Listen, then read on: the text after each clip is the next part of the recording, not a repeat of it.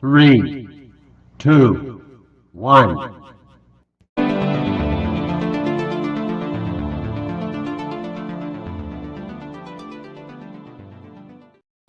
Hello and happy Sunday. Welcome to another episode of the Fantasy Football Happy Hour podcast. We are rapidly closing in on the NFL draft. In fact, when I'm back 2 weeks from today, I'll be looking at a draft recap at where some of these prospects went and what that's going to mean for some teams and fantasy. But until we get there, last time I took a look at some quarterbacks and some running backs who are going to be in the mix today. It's time to turn our attention to receivers and tight ends. And this is an interesting draft group. We mentioned when we were looking at the last set that there are maybe a couple of quarterbacks that could be of impact, but not as strong as last year. But running back, a very deep class, could end up dominating a lot of rookie drafts. By comparison, there are some top-end wide receiver talent that I expect to go early, and then there are some guys that are going to be end of the second round, third, fourth round shots in your rookie drafts, kind of depending on where their draft stock falls. Meanwhile, there is a very strong tight end group. I think two are first-round considerations in your rookie drafts and should be first-round picks in the NFL draft. And I think there's another two or three that I could see filtering through the second and third round of drafts. So a good tight end group, kind of a good running back group, a little bit of a weaker quarterback and receiver group, kind of the inverse of what we saw last year and in some of the years past. So I'm going to kick things off by diving into the tight ends because that's a little more interesting. As I mentioned, we have two top-end prospects. I think Tyler Warren is largely viewed as the number one overall tight end prospect by most folks. Should be an easy first-round pick in the NFL. I think he will end up being kind of an easy first-round pick in your rookie drafts too. Could end up even being a top 5 pick. And why is that? He was a spectacular receiver, particularly his senior year there at Penn State. Penn State, a team that made a deep run in the college playoffs. He caught 104 passes this last season for 1,233 yards and 8 touchdowns, a real receiving weapon. Also had 4 rushing touchdowns on 26 carries, so they used him in a variety of ways. He is a receiving tight end, a real receiving threat, and I think that is how teams are going to view him. I would not be surprised if we see him go as early as maybe pick 7 to the Jets. The Jets, a team that outside of Garrett Wilson don't have an established kind of passing threat. Another team that really is looking to get a big upgrade at tight end that could be in play is the Colts if he slides more toward the middle of the round. But that could also be a destination for our number 2 tight end, who is Colson Loveland, coming out of Michigan. Loveland, also a very talented receiver. Who should be another one of those guys that is a primary receiving threat at the tight end position.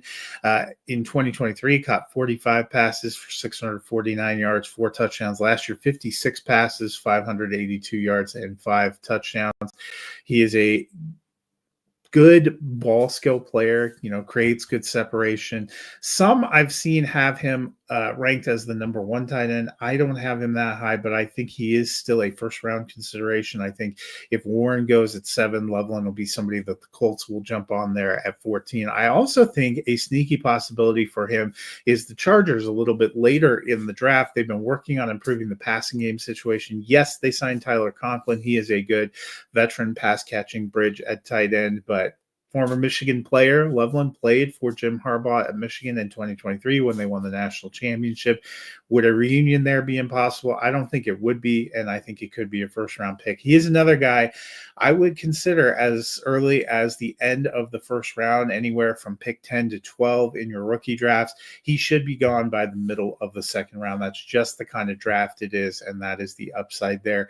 Other tight ends I like, Elijah Arroyo. I think a decent pass catcher, Mason Taylor, another guy who put up some good numbers for LSU. The biggest wild card to me is Harold Fandon Jr. Some people like him a lot and have been really riding him in this process. Could he go higher in the draft? That is certainly a possibility. And if he got second or early third round capital, you'd really have to look at potentially taking him end of the second round or middle of the second round in your rookie drafts.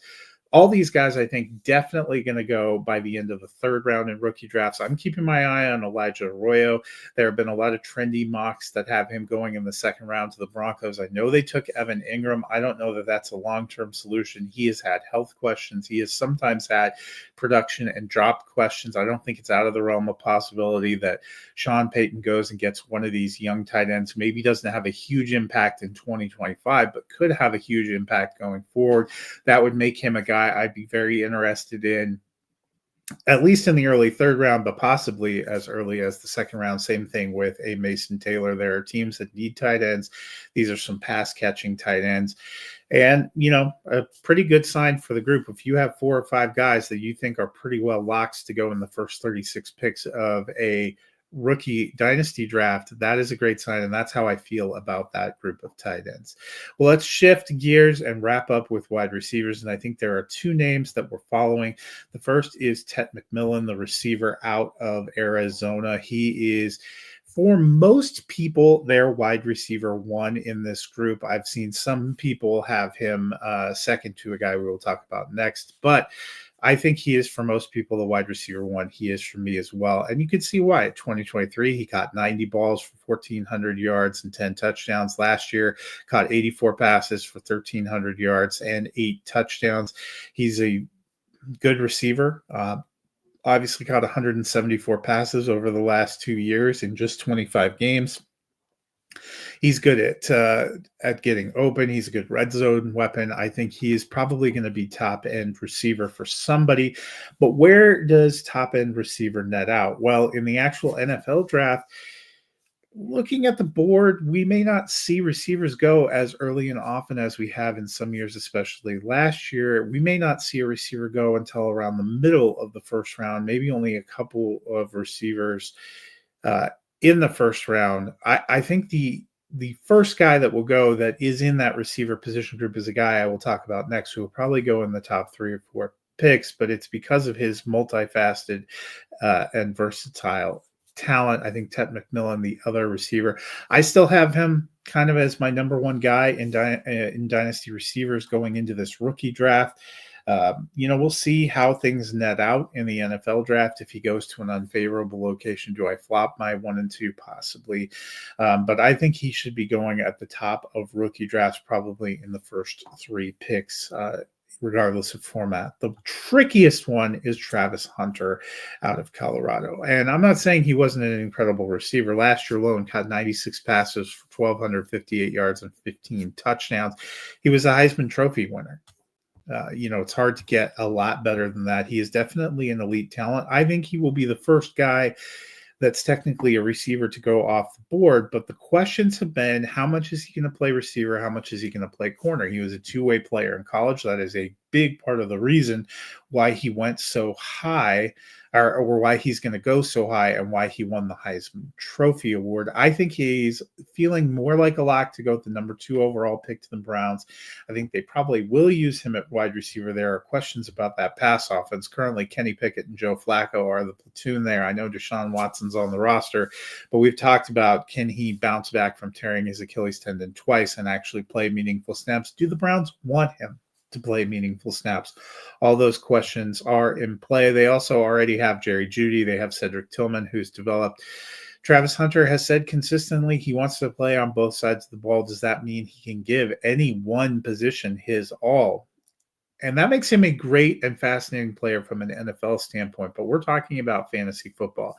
That being said, he is a top 5 pick in your dynasty rookie drafts, regardless of format. And honestly, if you had a 1, 2, 3, even in Superflex, that was Ashton Jeanty, Ted McMillan, and Travis Hunter, I would not blame you. I don't know that you feel the need or feel completely compelled to take a quarterback, even if Cam Ward goes number 1 overall to the Tennessee Titans. Beyond that, how are we feeling about wide receivers? Well, I think there's a next group of 3 that I expect to go anywhere from the mid to end of first round into the second round, and that would be Luther Burden, Emeka Egbuka, and Matthew Golden. I think they've kind of separated themselves as a kind of top 5. There's a top 2 for me, then there's a next group of 3 that I think is the really solidified top 5 right now. Interested to see where they land up and down the draft board. but they should be going in the top 24 picks. Beyond that, more of a question. There are some guys I'm interested in, like a Jaden Higgins, a Trey Harris, and like Ayo Manor. Where are they going to go? What is their draft capital going to be? You could see some of them starting to pop up at the end of the second round, although I think a lot of the second round is going to be dominated by running back depth. And then we're going to see some of these guys start going in the third round. Probably the biggest wild card right now is Isaiah Bond. There was a lot of hype for the Texas wide receiver as the season ended going into the draft process. Did not have a great combine, has not had great workouts, and now has been arrested and charged with suspicion of sexual assault. If you read the details of the case, which started to pop up, and the allegation was started to pop up and be released yesterday, that looks even grimmer. I have shifted. When I talked about this on Fantasy Roundtable on Friday, I thought maybe a day 3 draft capital kind of guy. I actually am starting to lean toward he will not be taken in the NFL draft. Does he end up getting an undrafted free agent deal? Do teams wait to see how the legal process plays out before they even look at him? There are a lot of questions there. If you were holding on him in a Devy league or in a Campus to Canton league, that might be a real rough blow. You're just going to have to watch. He has zero trade value. And we're talking about very serious charges, and people need to be held to account. I'm not commenting on that. It's just interesting with this popping up in the middle of the draft process, a guy that some folks thought might have even day 2 draft capital going on in the second or third round, now probably not going to be drafted at all. There are also going to be some surprises. We'll see where some of these wide receivers fall. There are other guys like Xavier Restrepo, Jack Beck, Tez Johnson, Jalen Royals, Kyle Williams, Ricky White, Savion Williams, Pat Bryant. Where are they going to filter out through the draft process? If a lot of those guys end up being day 3 picks in the NFL draft, they're going to be third and fourth round lottery picks for you as well. So that's kind of a look at where we are, tight ends and wide receivers. There are some elite talents, a couple of guys to be watching that'll definitely be first and early second round consideration. And then, there's going to be some shifting throughout the draft process. I will be back in 2 weeks with a look at the NFL draft and my final top 25 rookie picks as you head into dynasty drafts. That time of year is coming up. It's hard not to get excited. So I will be back with you again on April 27th. We will talk about where everything is going. Until then, I hope you guys have a wonderful weekend and enjoy this NFL offseason.